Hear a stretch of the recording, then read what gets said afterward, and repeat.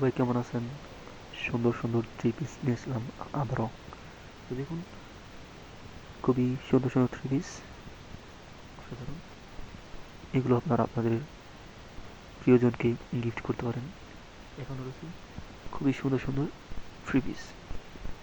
আমি এদিক থেকে যদি দেখেন, অসাধারণ অসাধারণ ডিজাইন, ঠিক আছে।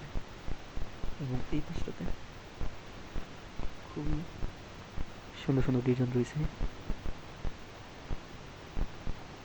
খুব সুন্দর। এবং এখনও